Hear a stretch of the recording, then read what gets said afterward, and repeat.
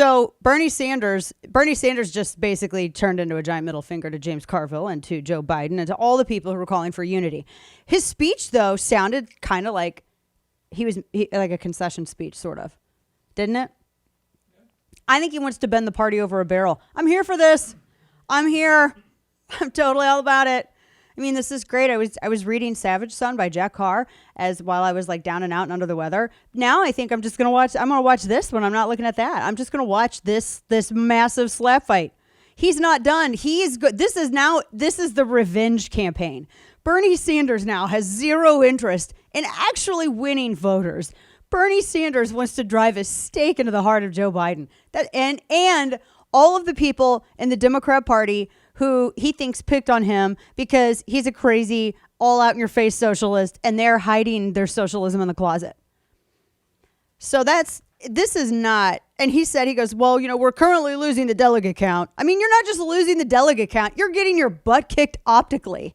You're losing in like all of the places, man. You can't even win it on messaging right now. Did you see the town hall? And we're going to talk about this coming up, but I got to play this now. Did you see the town hall where he was asked about socialism and he fell all over God's green earth trying to answer this one question that you think that he would be prepared for? Like if you're going to participate in a network town hall and someone's asking you about socialism and how does it differ from, the Nordic socialism that you always talk about, and he just falls all over himself. He doesn't actually answer. He doesn't answer it. Then he says something incorrect about it. Well, listen. Senator, let me follow up on that, if I may.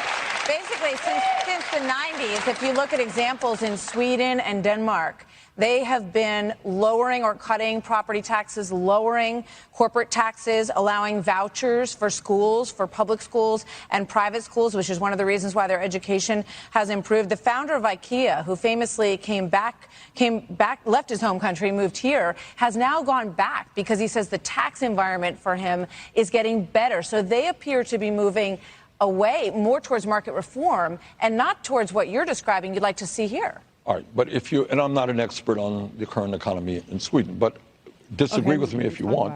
Does Sweden guarantee health care to all people as a human right? Yeah, but they're finding other ways to pay for it.